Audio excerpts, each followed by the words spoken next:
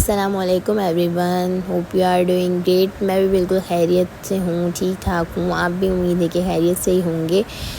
جیسے کہ آپ سب جانتے ہیں کہ محرم چل رہے ہیں، ہمیں یہ ڈیز بالکل سادگی سے احترام سے گزارنے چاہیے، کیونکہ ان دنوں اتنی بڑی بڑی شہادتیں ہوئی ہیں، ہمارے آل رسول پہ اتنا ظلم ہوا ہے، تو ہمیں چاہیے کہ ہم بالکل احترام اور سادگی سے یہ دن گزاریں۔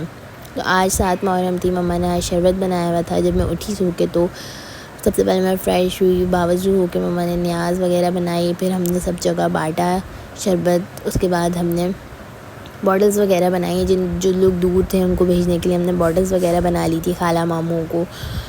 پھر اس کے بعد آج ہمیں مجلس میں جانا تھا، کیونکہ آج 7 محرم تھی، شہزادہ قاسم کی مہندی تھی اور مجلس بھی سننی تھی ہمیں، تو ہم وہاں جانے کے لیے تیار ہو گئے۔ اور پھر ہم جیسے وہاں گئے، مجلس سنی ہم نے، پھر مجلس اینڈ ہو چکی تھی۔ اس کے بعد مہندی تھی۔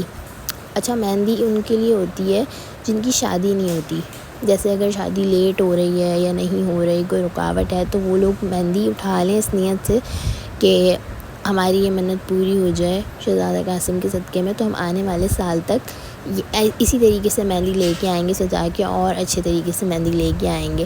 تو انشاءاللہ مولا ان کی سن لیتے ہیں اور جلد سے جلد منت پوری ہو جاتی ہے۔ تو پھر جن کی پوری ہوتی ہے وہ لا کے اچھے سے سجا کے، جتنا ہو سکے آپ کی جتنی گنجائش ہے آپ لا کے یہاں سجا کے رکھ سکتے ہیں۔ یہ مہندی میں نے اٹھائی تھی اپنی دوست کے لیے، وہ مجھے کب سے کہہ رہی تھی، تو میں نے کہا تھا چلو میں تمہارے لیے لے کے آؤں گی جب جاؤں گی۔ پھر ہم نے زیارتیں وغیرہ کی، علم پاک پہ گئے، ذوالجناح کی زیارت کی ہم نے۔ بہت زیادہ رش تھا، اس وجہ سے میں آپ کو سب چیزیں نہیں دکھا سکی، لیکن جتنا ریکارڈ کر سکی میں نے کیا۔ پھر ہم نے سب زیارتیں کی، زری پہ گئے، وہاں زیارت کی۔ میں نے اپنی مما کو بھی مہندی لگائی کہ آپ بھی لگا لیں، کوئی مسئلہ نہیں ہے۔